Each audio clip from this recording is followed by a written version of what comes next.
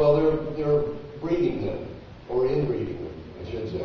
The question, for anyone that didn't hear, is where is the Navy getting their dolphins now? So yeah, they're breeding them.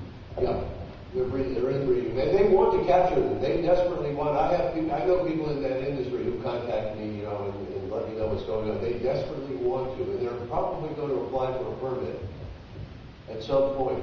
The only reason they don't capture them today, they haven't captured in 20 years almost, is because Ben White. How many people know Ben White? For Friday Harbor, he and I disrupted the captures off the west coast of Florida. We went to jail, went on a hunger strike, and CNN and everybody came to us, and we exposed the fact that we captured. People didn't know that.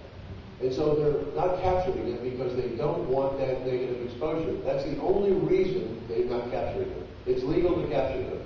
And if they apply for a permit with the National Marine Fisheries Service, they will get it.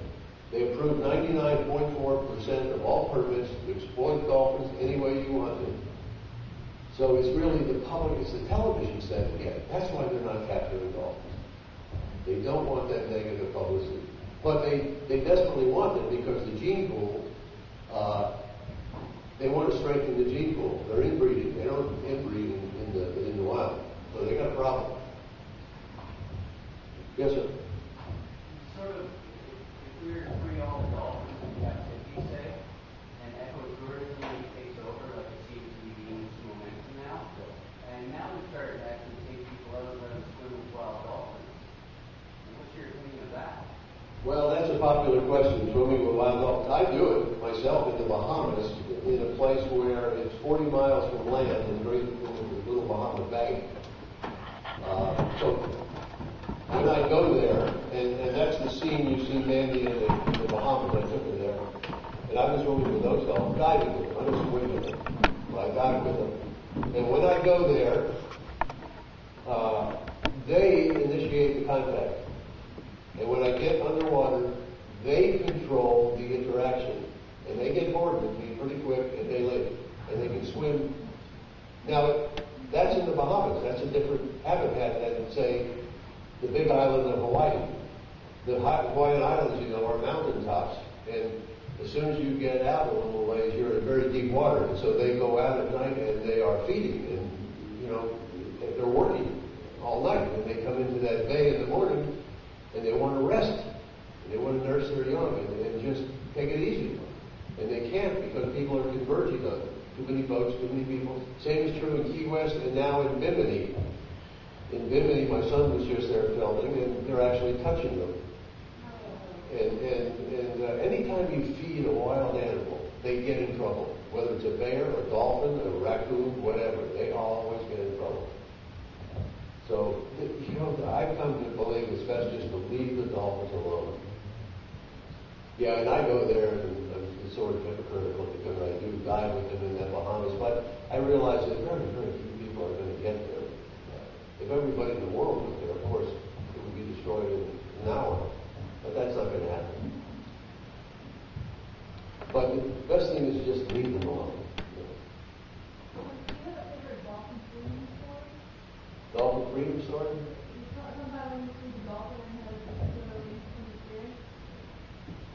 Well, I tell you, I've rescued. I'm about to do 2 more incidentally in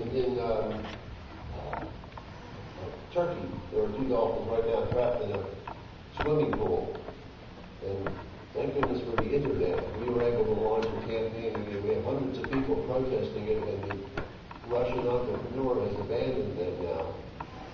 And so we're going to show up there to try and rescue them and try to release them so we can find out where they came from. Also in Indonesia, there's a traveling dolphin show that my son just got back from there, and we're going over there to do a rescue. And so I've done those in Guatemala, Nicaragua, Colombia, Brazil, Haiti. And the only one I failed on was at Sugarloaf in the United States. And that's because there's a multi-billion-dollar industry who don't want them released. They were waiting for us to release them so they could rescue them. And that's what they did. But my favorite releases are the covert ones that I do from time to time. For example, in the Abacos, in the Bahamas Islands, there were 12 captured and put into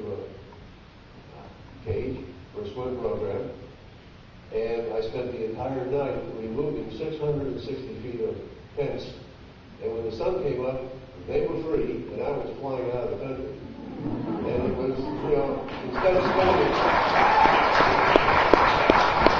So I've done a few of those. Those are the best because they're very quick, and you don't spend thousands of dollars and a lot of time on it. It happens. But those were captured, and also in Haiti we did the same thing. And the Minister of the Environment was with us, so was the Coast Guard and the Haitian Army. And you can see that if you Google it, Dolphin Freedom or Dolphin Release Haiti, you'll see that with those. But those are my favorite ones because they're done really quickly. Have I thought about documenting them?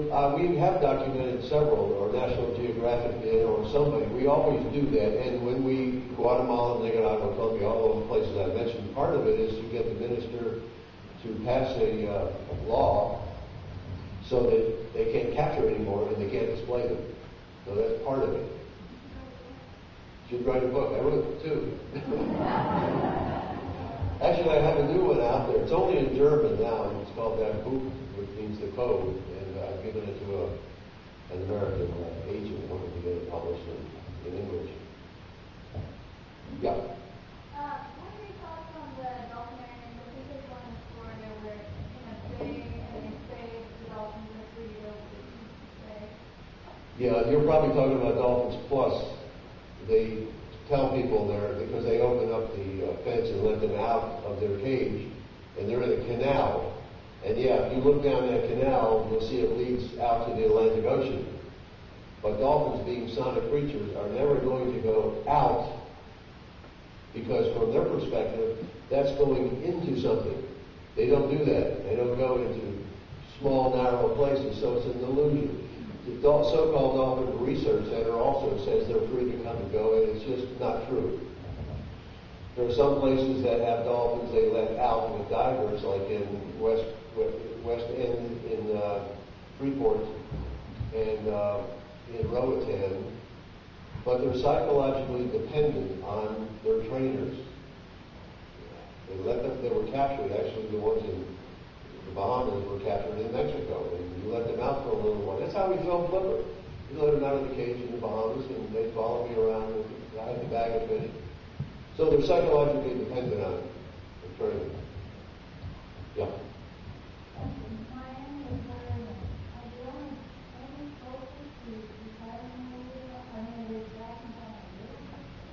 Well, I don't know what they're thinking. For all the same reasons, I don't know what you're thinking. But Arthur Hertz, who owns the Seaquarium, doesn't own Lolita, but the Seaquarium, is a very greedy person, in my opinion. And I know that about him. I don't know. I think that there was enough pressure, maybe, something out of left field like this oil spill or government pressure or something. So we have to keep the pressure on. And we're going to do that. Sorry? Do I have a third? Oh, I don't know. I have a 38-year-old son and a 5-year-old daughter, and both of them are activists. They've both been to Tai Chi, Japan. Yeah.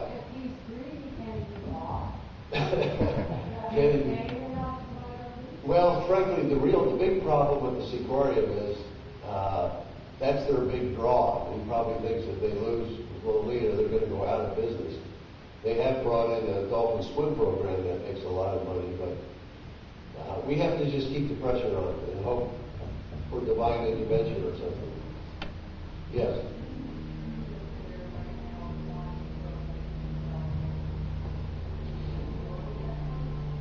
They are applying for a loan. I believe they're building an aquarium in downtown Miami somewhere. I don't think it has anything to do with dolphins or whales, but I'm not sure on that. They can't build anymore on Key Biscayne. Key Biscayne, where the Seaquarium is its own city now, and they don't want the Seaquarium to expand because there's too much traffic on those bridges and so forth.